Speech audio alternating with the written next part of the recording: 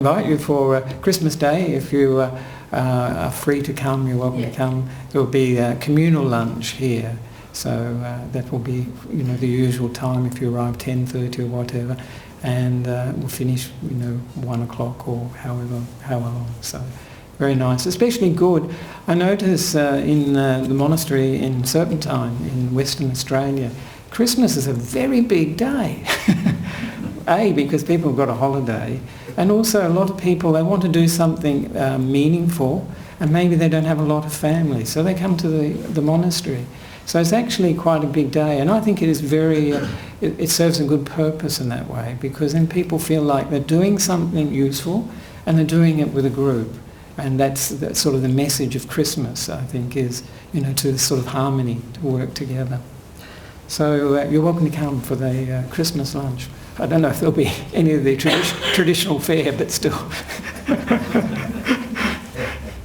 So anyway, I was going to talk actually about, to introduce the talk today, I'm talking a bit about Christmas, because it's very much the experience for everyone at the moment. Is there anybody that's not aware that it's Christmas? It's almost inescapable, isn't it? And even I'm a monk, so I don't go to the shopping centres or anything like that. But I imagine most of you have been to the shopping centres and witnessed the full fury, you might say, of Christmas. People buying and buying and buying and all this sort of thing.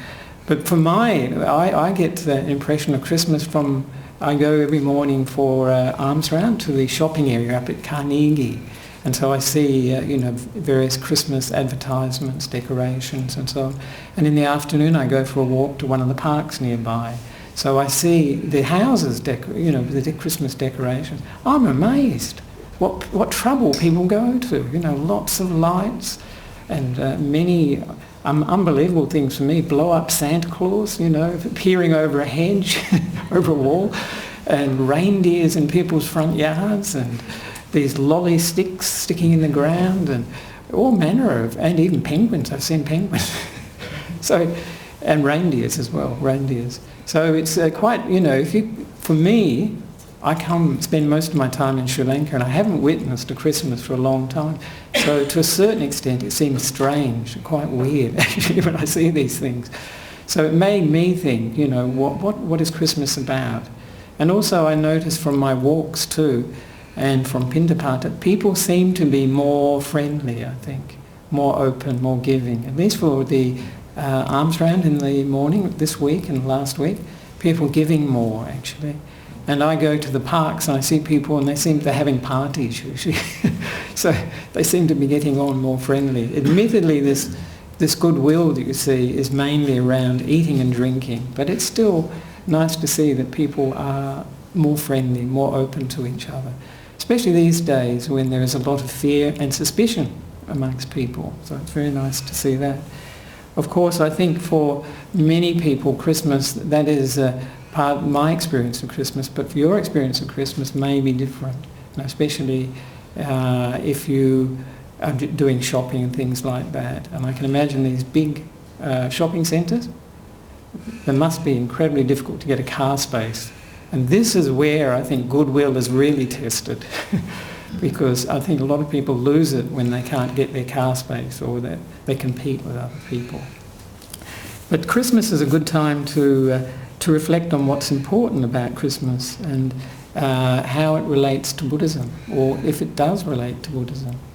And I wanted to read, I'll explain a little, tell a little story too about Christmas and Buddhism. Christmas and Buddhism. When the foreign monks founded the international monastery in Thailand, it's called Wat Pah Nanachat. These are the disciples of Ajahn Brahm, and they requested to the villagers actually asked them to establish a monastery. And then Ajahn Brahm, he's this famous meditation teacher. He was a famous meditation in northeast Thailand. He agreed to that, and he established as a training monastery for foreign monks, anyone coming from outside of Thailand to train in Buddhism. And the medium would be English, so that was much easier for the foreign monks. Well, they built the monastery, and the lay people supported it very much. And this was about 1975 that they built the monastery. And a year or two after they built the monastery, I don't know whose idea it was, but they wanted to celebrate Christmas. And they had a Christmas tree even. Unbelievable. And they had gifts. They wanted to give gifts and everything. And the villagers didn't know really what to make of that. Actually, they thought, my goodness, are these real Buddhists? they were really perplexed, they were really, and some I suppose upset. So they went and saw Ajahn Chah and asked him, what's going on? Why are they celebrating Christmas? We thought these were Buddhist monks. And Ajahn Chah, in his classic way, responded. He gave a talk, and he said this in that talk. He said, Christianity teaches to do good and avoid evil, just as Buddhism does. So what is the problem? However, if people are upset by the idea of celebrating Christmas, that can be easily remedied. We won't call it Christmas, let's call it Christ Buddhamas. So that was his solution to it. So it was nice to see that he had that sort of approach, more open approach to seeing the common ground between Buddhism and Christianity. The positive aspects of Christianity, of Christmas, I think most people would think, what would you say? What are the messages? What are the messages of Christmas? Yes. Not bye. It's one of the very strong messages. Generosity, yeah. Giving is. That's a very important one. And I think also peace and goodwill, I think they're very, very strong too. And when you think of it, these qualities, are they just Christian qualities? No, they're Buddhist qualities too. So they're human qualities. So this is where there's that common ground. These are human qualities that are very useful to develop. And the Buddha made a lot of these qualities, and I'll talk a little bit about that.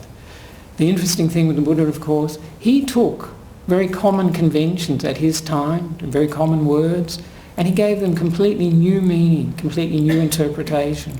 And a good example is Nibbana. We all talk about Nibbana or Nirvana. And this, at the time of the Buddha, was a common word for something going out, a candle going out, a fire going out. But he gave the special meaning of all suffering going out, all defilements going out. So this is, and also there's another sutta you may be aware of where there was a person bowing to the 6 directions, because his father said we should do this bowing to the 6 directions. And the Buddha, he gave that ritual, that tradition, completely different meaning of bowing to the parents and bowing to the wife, the husband, the children, and so on. He gave it a very, very different meaning. So this is the same. I think we can take the same approach with Christmas. And if you do see Christmas in a better way, then you'll see it with a cool mind. You'll see it with a mind that sees meaning and appreciates some of these conventions. So it's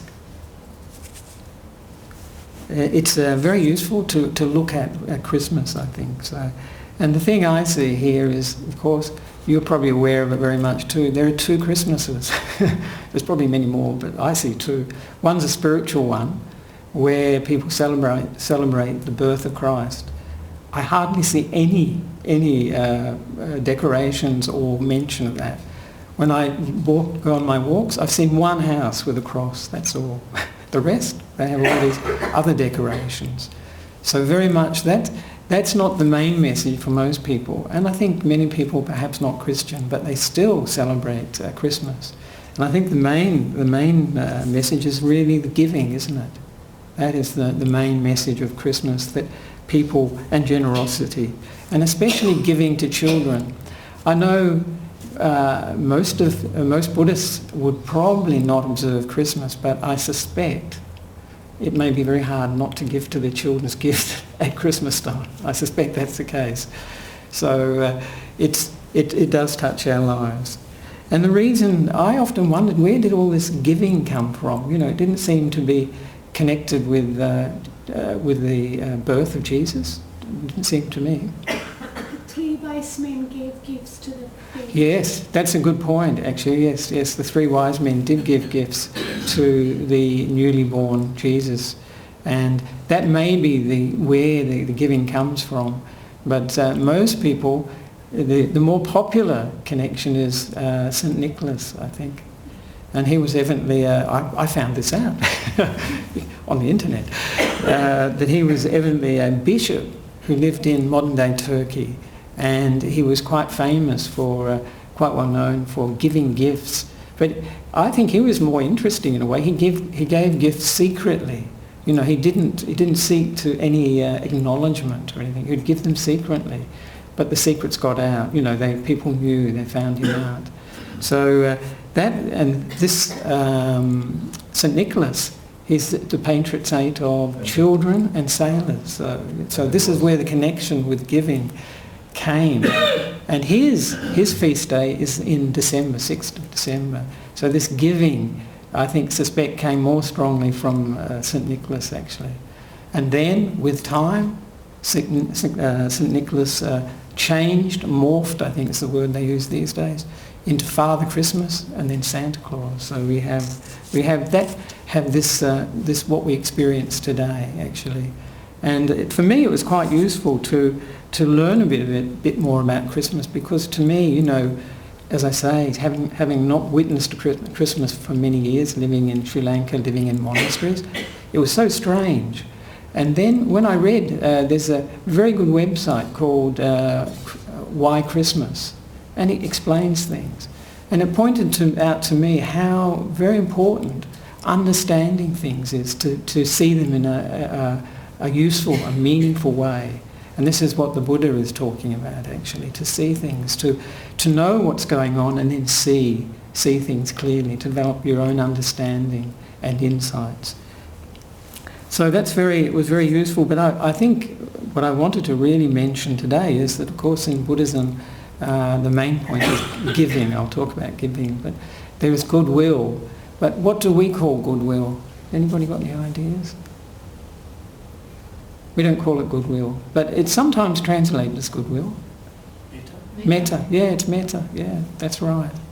And there's a big emphasis on metta, and we call them the four supreme emotions, the divine abidings. The other ones are compassion, joy with others, and equanimity.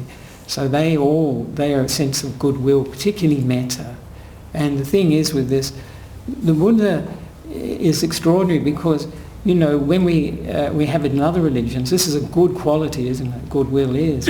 But the Buddha actually encouraged us to develop it, not just to have it occasionally surface. He encouraged us to develop it methodically so we can turn it into a real strength. You know, metta can take us into very deep meditations. I think some of you will know jhana. It can be used for that. And also there are suttas where the Buddha talks about using it for wisdom, for insight, especially into the impermanence of that experience of metta. And so it can be taken all the way to enlightenment. So it's a path. So this is where the Buddha, I think, takes things and really uses those things that we have in common. Goodwill is very much we have in common with all other human beings, actually. That sense of goodwill is there. But in Buddhism we develop it, put a lot more emphasis on it, perhaps.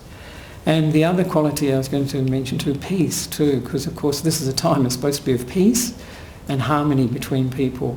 I do see that. Do you see that with all these? I think people do go out of their way to be more friendly. Is that? Do people find that? I think they're more kind, a bit more open, maybe. People are not convinced, I see. Maybe there's not so much goodwill around. Maybe it's only in the books or in the Christmas cards. It's always in the Christmas cards. So, but the other quality, of course, is peace. Is a very important thing that is a message of Christmas. But again, the Buddha takes it to as a whole path, a whole direction, actually. So we have the peace, don't we, that we derive from keeping precepts. We just took the precepts here. But it's not taking the precepts that's the main point, is keeping them.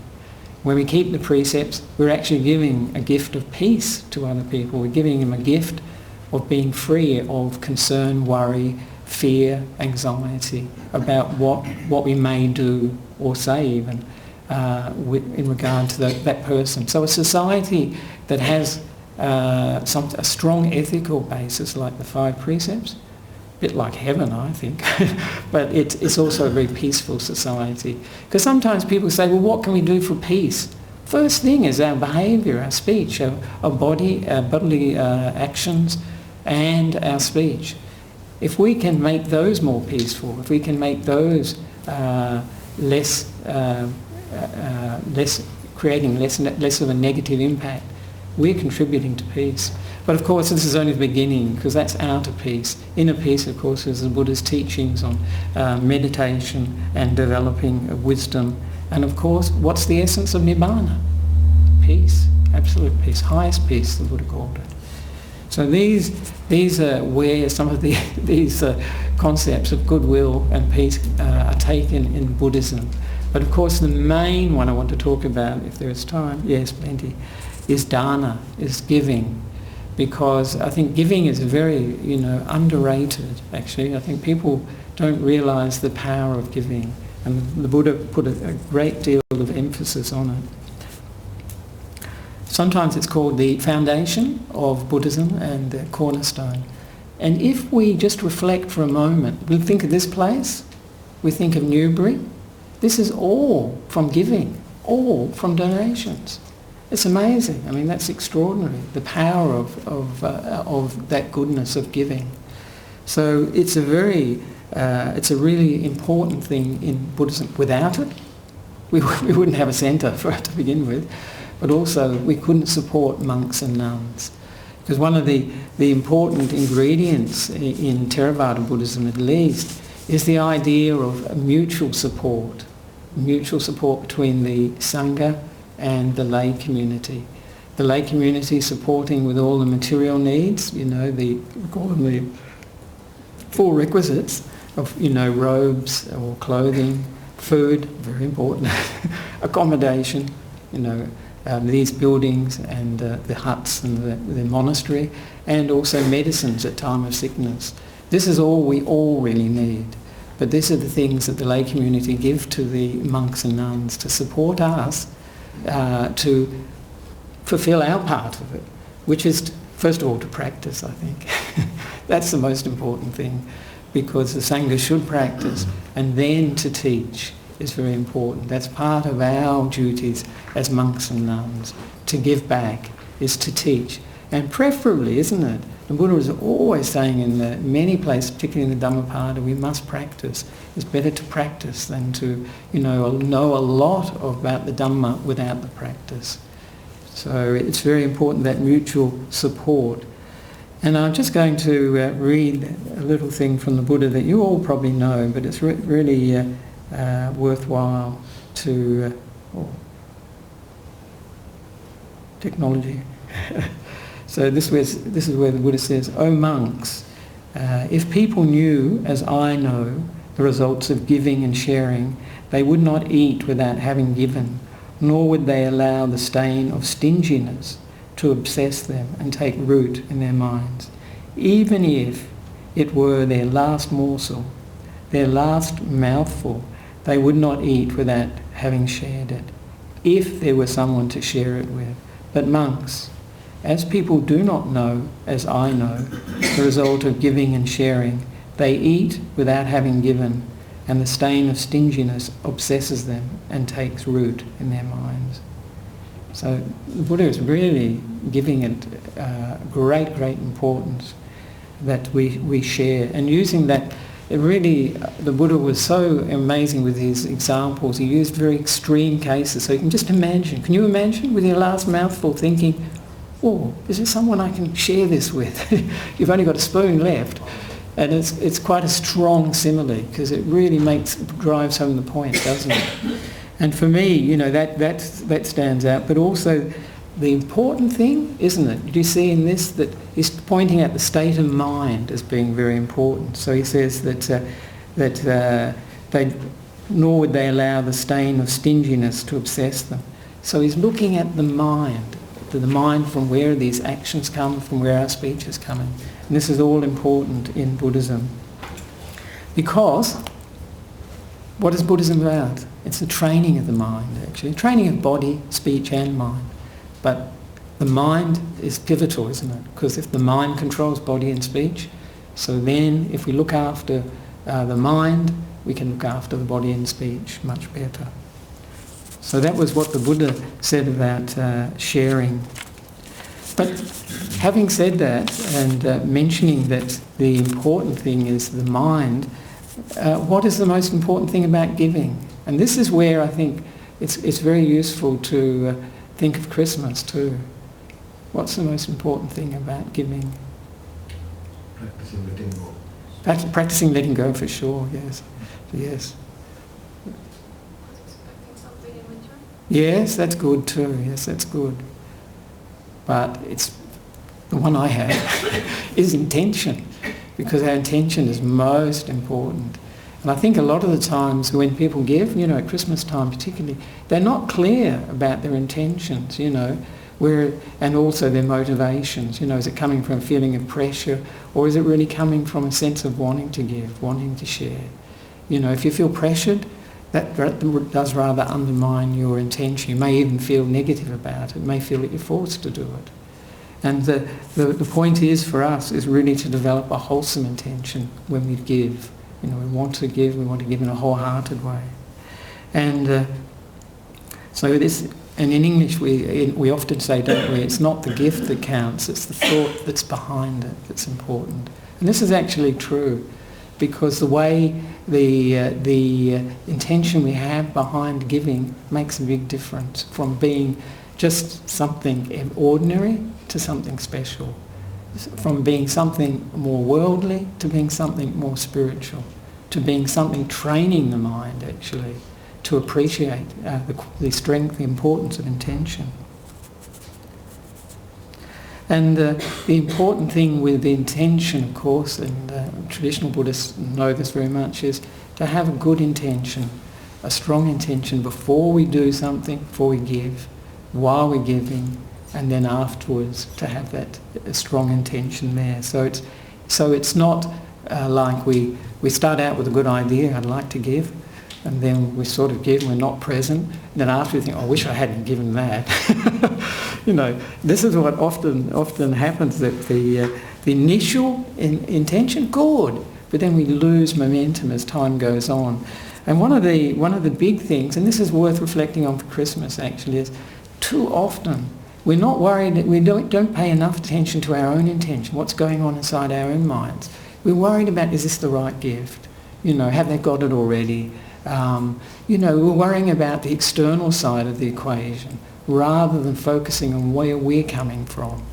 And that is the important part of it actually. If we're always focusing on the other person, the perfect gift, we'll never be happy, we'll never be content. But if we know we've had a good intention and we've given it with a good heart, then that's enough. Whether they've got that gift already, whether they need it, it doesn't matter. They can give it to another person. So this is very important to be at home. What I'd say, be at home when we're giving. Come from the inside and then give. A lot of the time we're living on the outside. We go out through the senses, don't we? We're not aware of where we're coming from. So this is a very important aspect. And as I mentioned too, motivation, the reason for giving are also important. And the thing I like about the Buddha is that he was very, very down to earth, and he realised he was, we say, loka vidu, and this is a knower of the world. And a part of that knowing of the world is knowing people, the nature of people. And he gave some really interesting, gave many different sets of reasons why people give. And I was just going to read one of those actually here. Some of them are a classic, I think. They're so true to today. There are, O monks, 8 reasons for giving. What 8?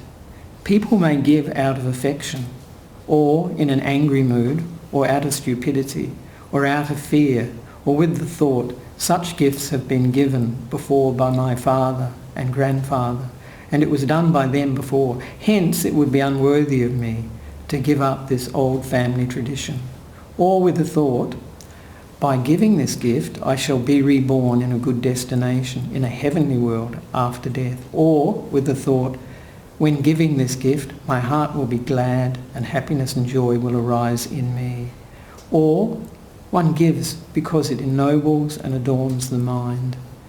So we can see a whole range, can't you, of reasons for giving, and there are other ones that Buddha mentions too in other places, like I will give because that he gave, somebody's already given, or I'll give because they will give if I give. That's very common, and many other ways. And he was obviously showing that there are very different motivations, and they start from this is a graded list, of course, so people give to people that have affection for. That's natural. If you like somebody, you give to them, and maybe just to encourage that connection, or giving in anger. You do see that sometimes, don't you? Some people start out with a good intention, but then they get upset and get angry with you. I recently heard of somebody like that, who ended up abusing somebody they wanted to give a gift to. You think, wow, amazing. And stupidity, that can just be out of confusion, really, or fear. Fear is quite a common one, I think, for Christmas too. People afraid to not reciprocate, I think, sometimes. They think, oh, if somebody gives me a present, I must give them one back. So these, and tradition, of course, is not such a strong... I suppose you'd say Christmas is a tradition, isn't it? So people keep it out of that for that reason. And then the idea of being reborn in a good destination. So this is like the results of karma. And this is not a bad thing to think, I think, because at least it understands, it appreciates that there are results from what our actions of body and speech. So that's important. And then then they get more and more elevated. When giving this gift, my heart will be glad and happiness and joy will arise in me. And this is a very nice reflection, because you might think, well, that's just, feeling good for the moment. But actually, we can use the happiness from giving to develop our meditation. And the Buddha had a whole recollection called Chaganusati, just for that purpose of reflecting our generosity, reflecting on our generosity and kindness, and to make much of it, to develop that happiness within. And he said from that happiness, that gladness, then we can get this sort of rapture, this piety, and from that we can get this tranquility of the body and the mind. Usually when the mind lets go of the body, it's very peaceful, very calm, and then happiness comes. And then he said samadhi comes. When the mind comes together, then you've got real power. Then you're cooking, as they say. You're really cooking.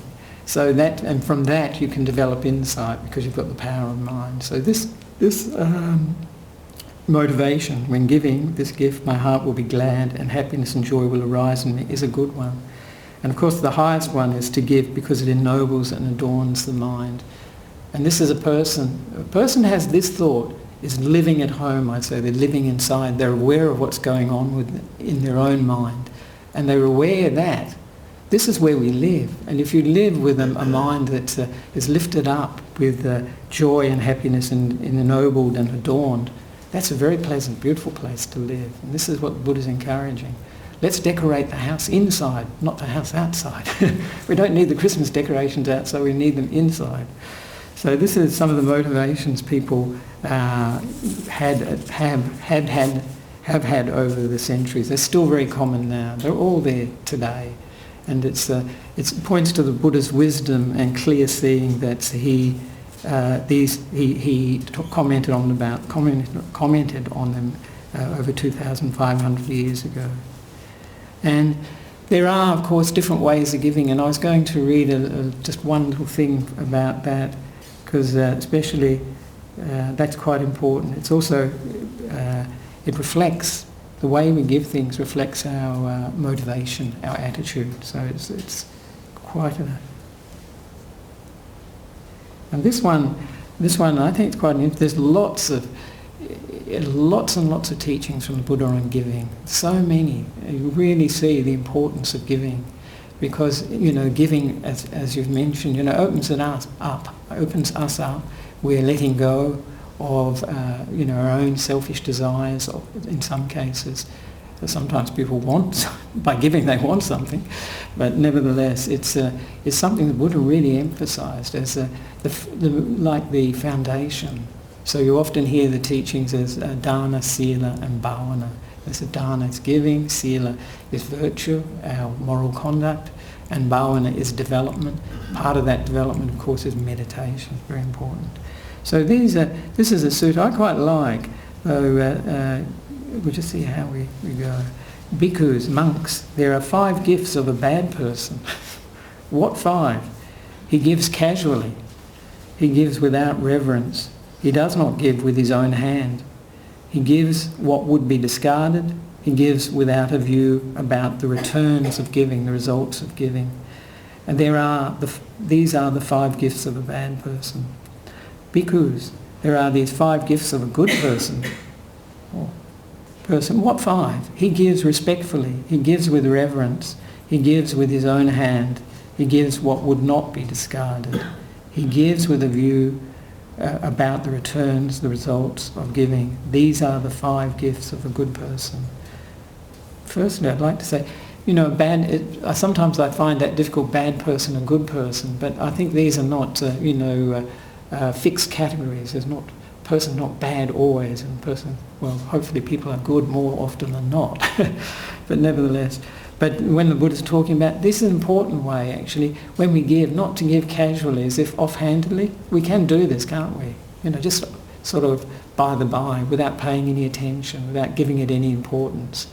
And this obviously points to motivation. We don't care. We don't have much value either for giving itself or for the person we're giving it to. And he gives without reverence, so without that sense of respect for the other person, which is very important. Otherwise, why give gift? Gift should be a sign of respect, shouldn't it, really? So, and he does not give with his own hand, and it's good. This I like because it's very traditional in Buddhist countries. The idea of giving with your own hand is very, very strong, and it is an important thing. However, I think here the Buddha is meaning, that you don't get other people to do it on your behalf. So many disciples of the Buddha were wealthy people, kings and so on, and they could have had their servants offer the food, couldn't they? Quite easy. Just get the servants to do it. But you'll notice when you read the Buddha's teaching, those kings, those queens, those rich people, Anathapindika and many others, would offer them by their own hand. And that's an important thing. And it points to one of the things I think is difficulty with giving in the West we have. Often we donate, don't we, to good charities and things, but there's often not enough sense of personal giving, you know what I mean? It seems a little bit remote. That's just my reflection anyway. So when we give by hand, when there is that personal input, it's stronger. Certainly the intention is stronger. And one shouldn't give what would be discarded. That's very, very important. Just because we don't have a use for it, it's not good to give to somebody else. I sometimes think Christmas can be a bit like that. People rumble through all the things that they've got and they think, well, what to do? Who to give this to? We don't want it. So this is not a good attitude, but it can be a bit fun, nevertheless. And the person who's not really skillful in giving doesn't have a view about the results of it. And this is very important, because if you know that giving is an important activity, it has results, then you give it importance. Then you see, it's not just another activity I do during the day. It's not just a social convention I'm fulfilling by giving a Christmas present, by giving a birthday present. It's something important, and you can really develop it and refine it. Of course, it has to be according to your own perceptions as well. You've got to see the value in it, and not necessarily feel pressured to do it just because it's a social convention. So those were the five ways of giving that I think quite interesting. I quite like. As I say, there's many teachings about giving, and the important thing is what we give is another aspect of the Dhamma that's worth reflecting on. of course, at Christmas time mainly we were giving material things, material gifts. But in many ways, these days, many people, they have enough materially actually. So we tend to give. But the important thing at Christmas time, any time with any gift, is really the message behind it, what we're giving the person in addition to that gift, or however, whatever it may be. And this points to the fact that, material things, giving material things are necessary, especially for supporting the Sangha, monks and nuns. If we don't have robes, if we don't have food, and we don't have places to live, and don't have medicines, Sangha would soon disappear. So we need those material supports, and they call this usually amissa puja. So these are important, and they are important for us, in a lay life too. At Christmas, I'm not so sure how important they are. Many people have enough. It's just adding more to it. So it's good to reflect on whether you really need it and what is most skillful to give. Important quality to bring to Christmas, to all our activities, is to bring wisdom to it. The Buddhist teachings about wisdom. To give wisely is very good, but to give with a good heart, to give something that you feel happy to give, and you've considered it, you've investigated it, you see it as appropriate, and have a good heart behind it. Also, the most important thing, as I mentioned, is the non-material aspect of giving. These days, what I always say, what the most important gift you can give a person? Dhamma. Dhamma is the highest, actually. That is the highest. That's right. Dhammadana, they call it. What is it? Sabbadanam, Dhammadanam, Jinati, which means that of all gifts, Dhamma excels all other gifts. And why is that? Because it can change a person's life completely. They can see the world in a completely different way, take a different direction from what they're currently experiencing. Because the Dhamma is very much about seeing. It's all about seeing differently. And this is where we have the advantage of an enlightened being sharing how he sees a reality, how he sees things as they actually are. So for us, this gift of seeing is very important, and this comes from the Dhamma. And as I say, it can be like it can change people's lives, turn them around. And in the suttas, of course, many examples. Angulimala, the serial murderer, is a good example. That's quite a radical change from killing people to becoming fully enlightened. So that's quite amazing. But there are other gifts we can give. The one that's rarest today. Time is, yes, time. People just don't have time for other people, maybe even their children. There's a lot of pressure of activities, works, responsibilities and so on. So this is a very important quality, but also kindness is a very important quality. Helpfulness is very good. And attention. People don't get enough attention, and we're often not listening when people are talking. We're off thinking about our issues, not the other person. And so listening, paying attention, these are real gifts to people as well. And so the gift of the Dhamma, that's the highest though. That is the highest, because that can make a very, very big difference and put a person on the right path, on a very good path. And also, a gift. I think this is important for us as Buddhists, those that are Buddhists, is the fact that we give our practice. They call that Dhamma, Nudhamma, Patipada. So practicing according to the Dhamma, that's a gift to other people. And as I mentioned, the first gift is the fact that if we keep Sila, the 5 precepts, people are freed from a lot of fear, worry, and anxiety. So this is part of the gift of our practice. If we are practicing and we're not, other people are not experiencing the benefits of it, I think there's something not quite right. We should experience the benefits, that's most important. But I think, from our practice, other people will experience benefit too. Sometimes it's extraordinary because, you have individuals who practice, and just by their example, people are touched and it changes their life. it helps them a great deal. So example is very important. And when we keep virtue, we give people that gift is, first of all, harmlessness, that they know they're not going to be killed, they're not going to be harmed. And this is not a small thing these days. It's an important one. And also they know they can trust that their things won't be stolen, and they know that they can have, that faithfulness is important, that they can not be fearful about their partner being taken away from them or whatever. And also that honesty, truth, they know that you're not telling lies. And the last one, they know that you're clear, mindful, what you're saying is actually accurate and you're not befuddled by drugs or alcohol. And that is a big gift, especially at Christmas. It's the last one, I think. So, and that's part of our practice. This is what we're giving now. When we take the precepts and keep the precepts, we're giving that to people. And I think people don't appreciate that where peace begins, isn't it? The society is with each of us. We're part of that. We make up that society. And if we keep a standard of ethical behaviour that's quite high, like 5 precepts, that can only improve the society we live in, can only improve the trust, the confidence that people have. So it's not a small thing. And also the more you practice, isn't it, you realise how important Sila is as a foundation.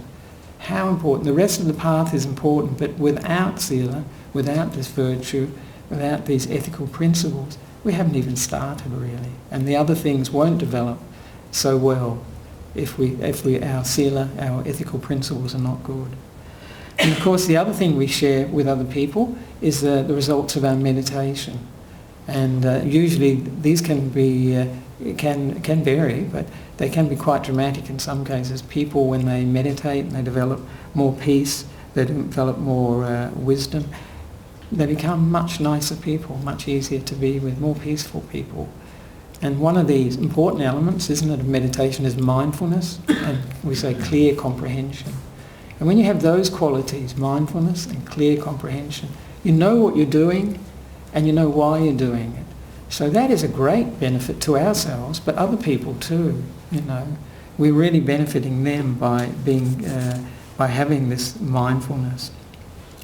And as I mentioned too, this giving leads to happiness, and we can use that for developing this recollection of our own generosity and of giving, which can lead us all the way to full enlightenment. So very, very useful.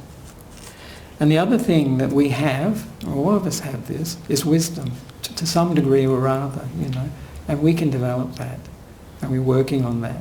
And that wisdom we can share with other people too. It's a gift for them, because we can, maybe listen to them and give them some advice if it's appropriate, and, listening to and giving advice, counselling, all very useful things.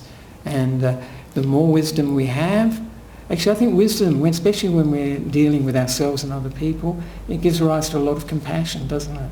Because the more you understand yourself and other people, you realise the situation they often get into, difficult situations, and then you have a lot more compassion, and then you develop more understanding actually too. So it's very useful. And I see someone like Ajahn Brahm, for instance, it's amazing the amount that he can give to people from his wisdom and the way he can help.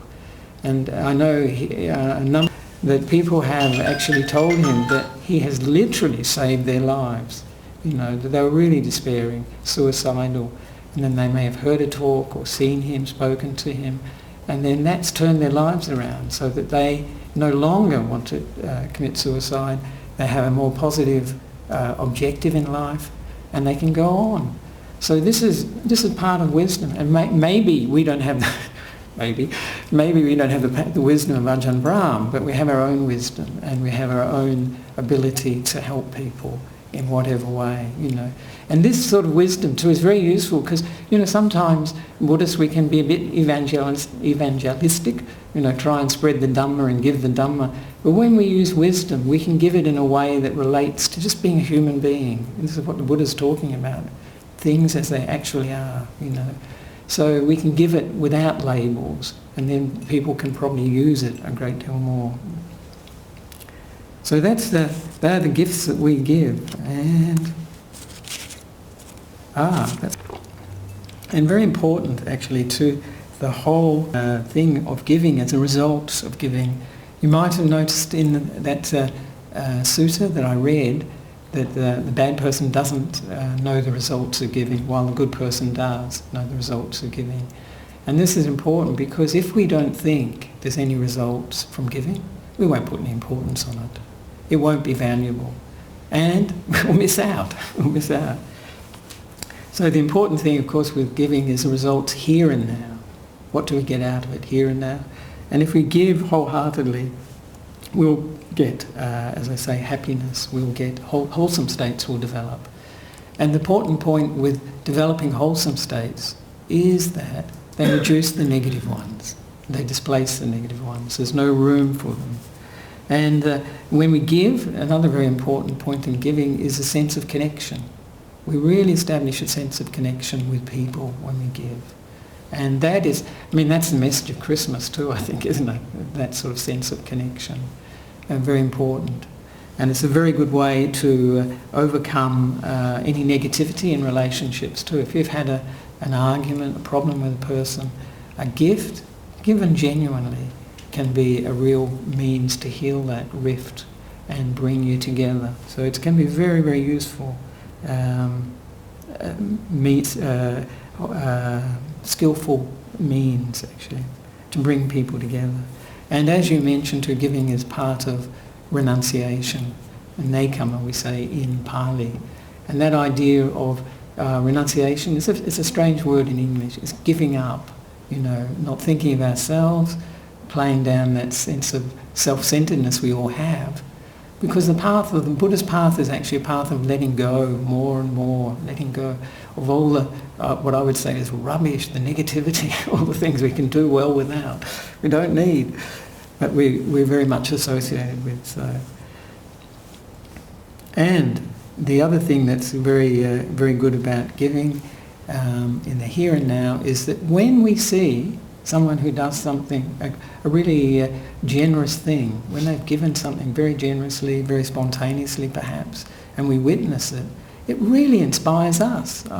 I recently heard, you probably read this too, I think, about Mark Zuckerman of Facebook. He's the person that established Facebook. It's probably mixed karma for establishing Facebook, I don't know about that. But he's going to give away, I think, over 99% of his wealth during his lifetime.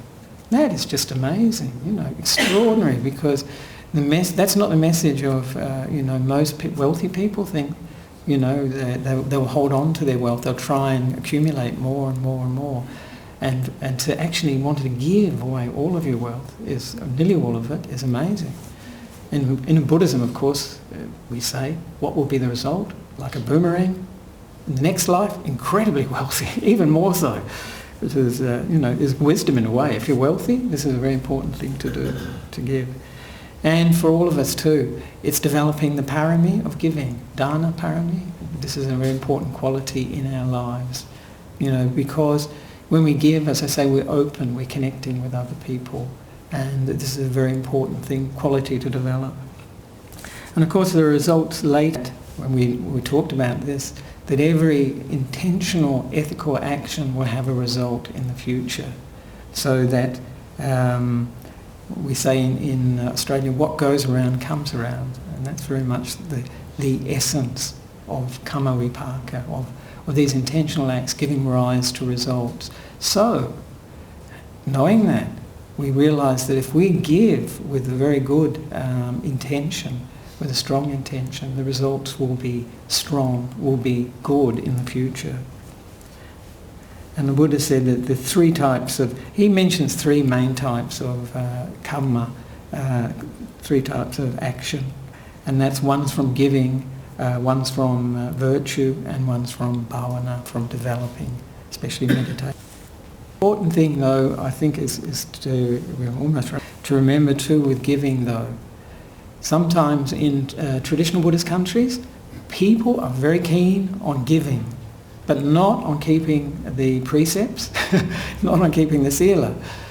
And that the message from the Buddha is, while dana is good, if it's not combined with sila, the rebirth won't be good. Because what determines our rebirth is our ethical actions, body and speech. That's what determines the rebirth. What affects the quality of that rebirth is dana. So if we're born as a human being, we're born in very fortunate circumstances, maybe with a lot of wealth, comfort, and facilities, very, very comfortable existence. So wherever we are born, if we've given dana, that will be in more comfortable situations. So I mean, for instance, I see some of the pets we have, dogs and cats. They must have done dana in a past life, some of them, because they're in very comfortable situations these days.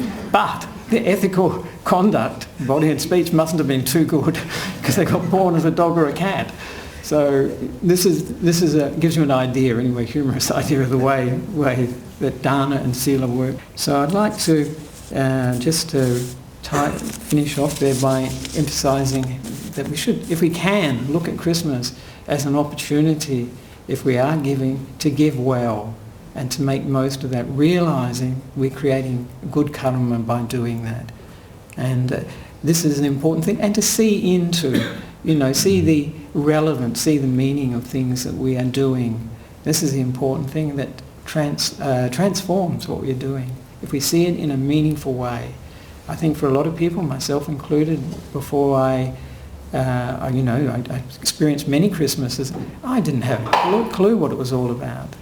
And learning a bit more, and especially when you come from a tradition like Buddhism, which emphasises the state of the mind, where we're coming from, then you see into it a lot more, and you see the value of some of these conventions that people have in the world.